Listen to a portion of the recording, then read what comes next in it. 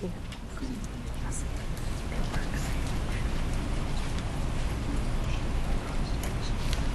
thought we were friends. That's the wrong media time.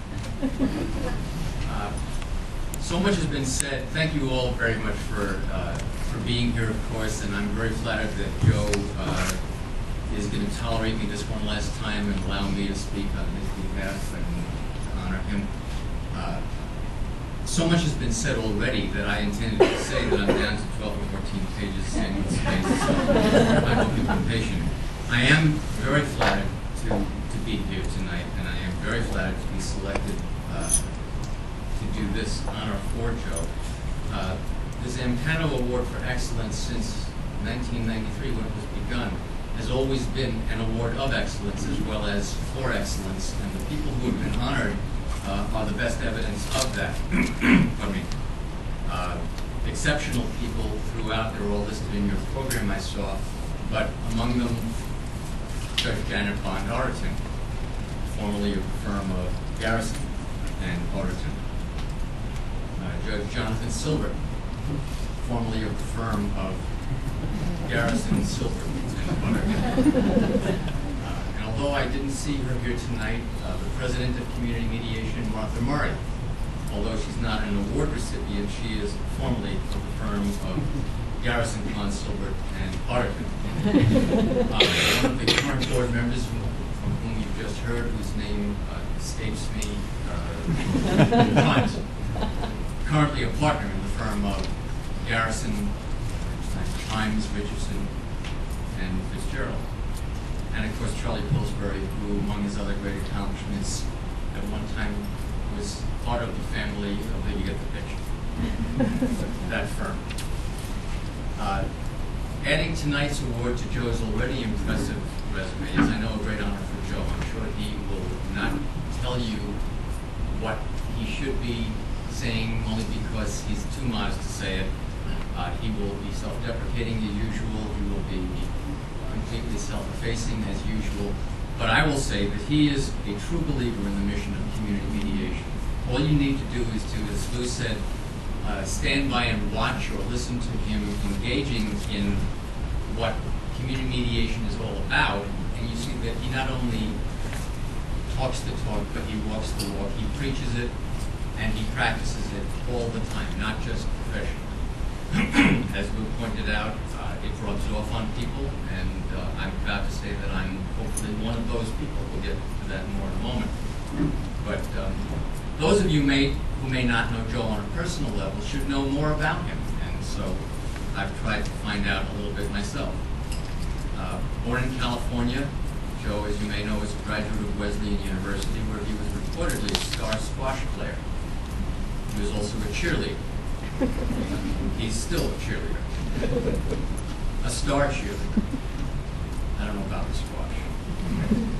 He entered Cornell Law School, met and married the lovely Brenda, and went off to serve in Vista.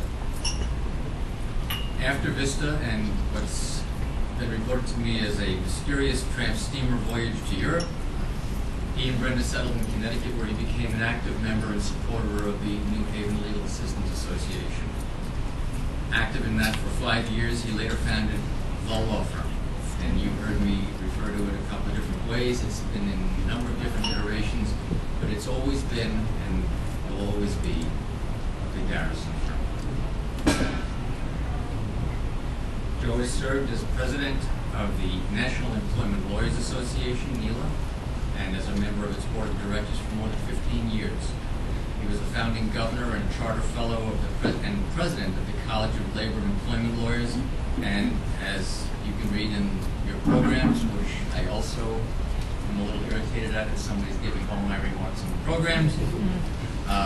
He's a sought-after speaker and has been so from the American Bar Association, DNA Books, and NELA.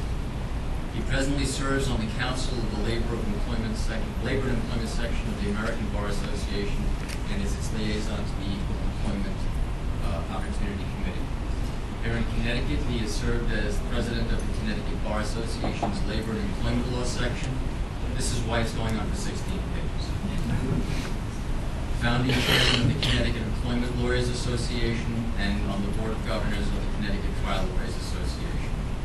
Joe has been honored as one of the peer-elected best lawyers in America since 1987, a super lawyer since the organization's beginning, and was recently voted the #1 vote-getter of super lawyers in Connecticut, more than anybody. He has been elected to the American Board of Trial Advocates, the American College of Trial Lawyers, and the American Law Institute. He is, of course, an exceptional mediator and arbitrator, and is listed as a mediator and arbitrator for the AAA and its employment panels, and in 2009 was appointed to the American Arbitration Association's Board of Directors. This award, in recognition of Joe's stature and accomplishments in the fields of mediation and alternative dispute resolution, should be no surprise to anyone, as I said, who's had the good fortune and pleasure of watching him in the ADR context. But serving as the mediator or as the representative of the party, Joe brings all the qualities that Lou was talking about to the table and more. He is someone that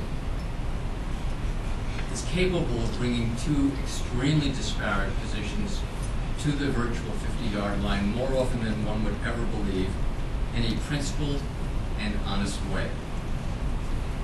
It's something that is hard to believe sometimes when you see the problems with which he deals, but it's absolutely believable when you see them get resolved and how it is. People walk away more often than not from these mediations with the belief, or at least the apparent belief, that they have been vindicated, that they've had their opportunity to speak, they've had their opportunity to say what's on their minds, and not in a patronizing or condescending way, but in a sincere and genuine approach to serving that very necessary need that they bring to the table in mediation. In addition to the things that Lou said, let me add that Joe is, first of all, honest. There is never an agenda except to serve the parties who are asked him to help, whether they be clients or whether they be adversaries to each other. And if possible, to give that little extra effort, or that great extra effort, to getting the case settled, which is invariably impossible when they begin the process, and invariably a foregone conclusion when it ends. Joe is empathetic, a quality that is hard to describe until you put it in the context that Lou is describing, and that is, he is civil. He is always courteous, he is always honest, he is always forthright, and in a word or a phrase, what you see is what you get. This is not a put-on persona. This is not something that somebody might use as a tool or an instrumentality to be successful. What you see when I describe this is Joe Garrison. And as the cliche goes about the photograph in the dictionary where it says civility, there'll be a picture of Joe. But that is true. He knows that parties can be influenced by their human emotions. He knows that it can cloud their judgment, and he works especially hard when he sees that to make sure that they are at least trying to be objective. More often than not, he is successful.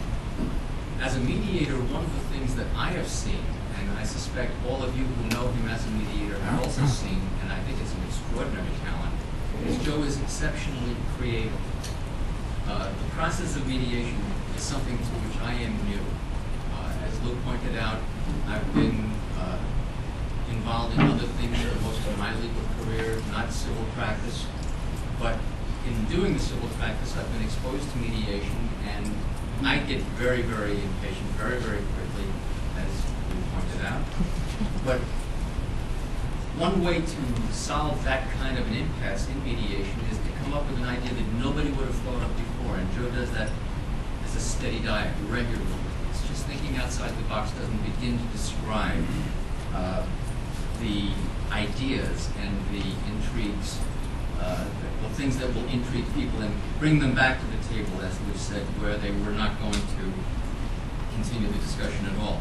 Finally, Joe is experienced. There's no mediator that can be successful without having been there and done that. Joe has done both many times himself. He's been there and done that successfully his whole career. He has total credibility as a result. We know that if Joe Garrison tells you something, it's the truth. He tells it as it is. And when Joe sees it the way it is, it's worth your while to see it that way because you will not have missed it. Joe is incredibly patient, as Luke pointed out. And Joe's patience, what Luke didn't mention, is infectious. Now, it's true enough that this quality can rub off on people. As Luke pointed out again, it's rubbed off to an extent on me. It's beginning to show, I'm told. It's just raising its eyes over the horizon with my personality a little bit, and it's about time since I just celebrated my 20th year with Joe Garrison, who rescued me and brought me to his firm, the firm, in 1991. If imitation is the highest form of flattery, then Joe should be extremely complimented because so many mediators who are good at what they do emulate Joe, or if they don't, they should. It's not in his nature to bask in compliments, although I need to finish by telling you that the highest compliment that I think a mediator or an arbitrator for that matter can get is the one that I've heard Joe get many, many times. On more than one occasion, I've heard people in my firm suggest jokingly to their adversaries that when we're trying to figure out who should be the mediator in this case or our case or that case and so on, why don't we have Joe? Why don't we have Joe Garrison be our mediator? Well, it would be even funnier if more people than you'd imagine didn't stop and say for a minute, no, really can't. But we should, and they should. And the truth be told, if Joe were to be agreed upon as a mediator in something involving our firm, which he would never consider, of course, we'd have to be alert, we'd have to be on our mettle, we'd have to be vigilant, we'd have to be prepared, we'd have to be smart, we'd have to be prepared for the bad news, and we'd have to be prepared for an honest take and a down-the-middle approach to the mediation with us. It would be as though Joe had resigned from his last 35 years of existence and decided to do a good job for us. So, I don't know why everybody doesn't agree with us when we suggest Joe, but write that down. We all know and are proud of Joe. We are in the firm, and everybody else in this room, obviously by your presence, are exceptionally proud of Joe, and we are exceptionally proud that community mediation agrees with us, and I couldn't be happier, once again, to be the one to present this award to Joe. On behalf of community mediation, it reads, Joseph E. Garrison, Esquire, the 2011 Honorable Robert C. Zampano Award for Excellence in Mediation, Community Mediation, Inc., June 2nd, 2011.